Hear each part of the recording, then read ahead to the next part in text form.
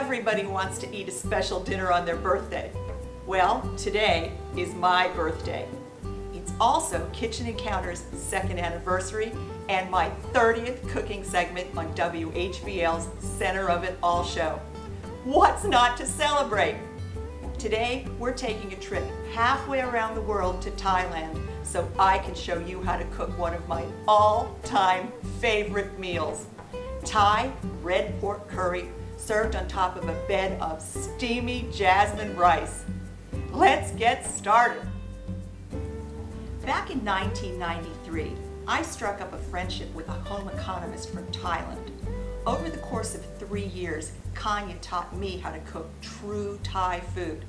And contrary to popular belief, true Thai food is not excruciatingly hot. It's a special blend of herbs and spices and a few pantry ingredients, and once you know how to use them correctly, Thai food is a party in your mouth.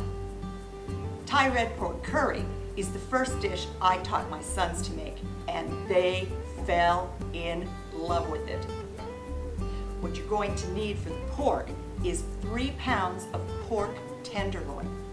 What I've done in true Thai style is taken 2 pounds and just shredded it into little slivers. I've taken the 3rd pound and I put it into cubes about 1 inch thick, and I'm putting them in my food processor.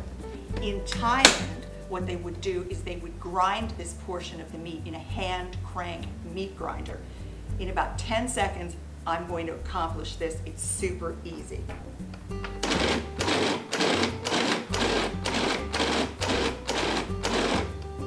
That's all there is to it. I've added 2 tablespoons of sesame oil to a nice big 12-inch skillet. The next product I'm going to add is what's called red curry paste. This comes in little cans, and what it is it's a blend of ginger, red chilies, galangal, lemongrass, soy sauce, fish sauce. Don't wrinkle your nose, folks. Fish sauce is the salt of Thailand. It's typically pulverized in a mortar and pestle, but if you don't cook a lot of Thai food, just buy it in the can, and it's your heat gauge.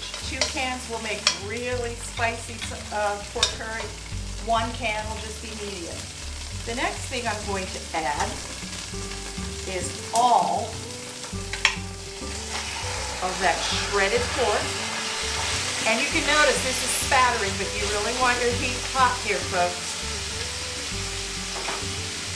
And all of the ground pork. And as I said before, in Thailand, it's all about the textures and the small bite-sized pieces. I'm going to add a cup of thinly sliced scallions, about a ½ cup of straw mushrooms. These are optional in Thai cooking, but mushrooms are really popular in my family, so I'm putting them in. And about a cup of chopped water chestnuts for just a little bit of crunch. The last ingredient are kaffir lime leaves. These are a product of Thailand, and there is really no substitute for the flavor of a kaffir lime leaf. And I'm adding about a dozen of them. I think that's about a dozen. I'm going to stir this all together. And I'm going to let this, I'm going to turn my heat up now, get it back to a nice hot saute. And I'm going to let this cook for about 10 to 15 minutes until my pork is cooked through. And here's the important part. There's not going to be any liquid in the bottom of the pan. So as it cooks and the pork lets out its moisture, you want to continue cooking till you have a dry bottom. And while we wait for this to cook, let's go start the rice. Not all rice is created equal. If you've ever eaten in an Asian restaurant and you've said, "Why does their rice always taste better than mine?"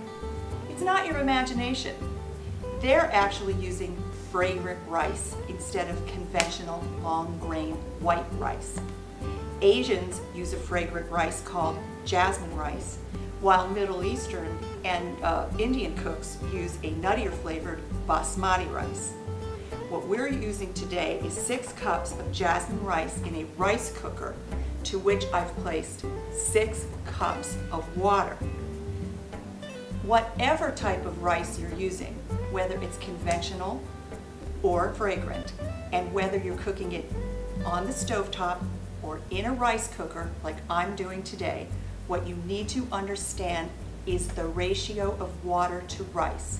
When you're cooking conventional rice, what you want is 2 cups of water to every 1 cup of rice you're using, and when you're cooking with fragrant rices, you want 1 cup of rice to 1 cup of water.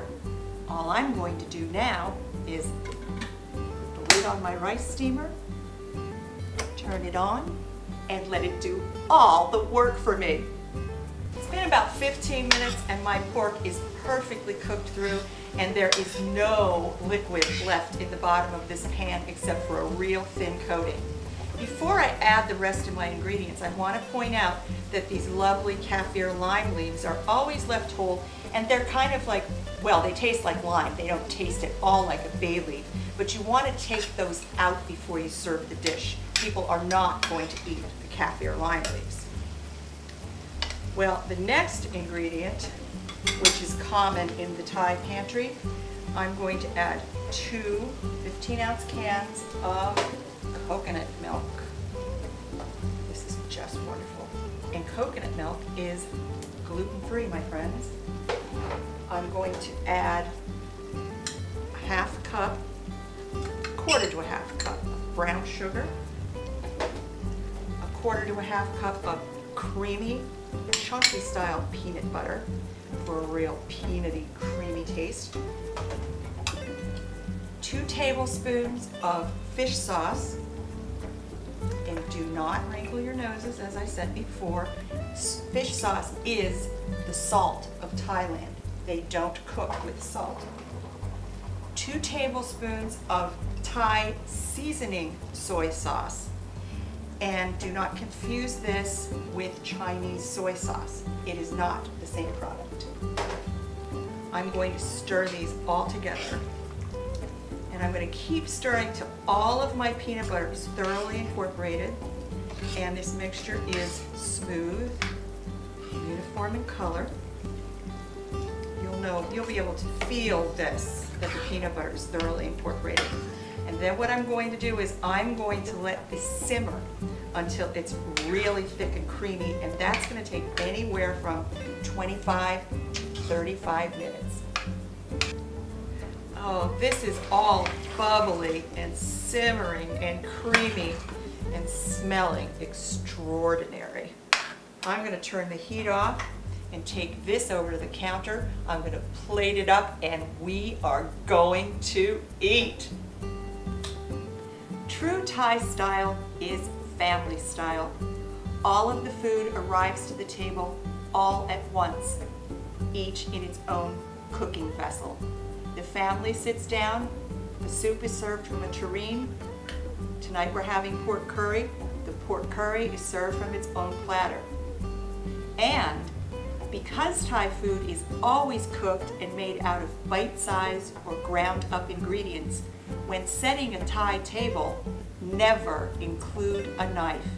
It's a fork and spoon only kind of meal. For these and all of my recipes, just go to my website.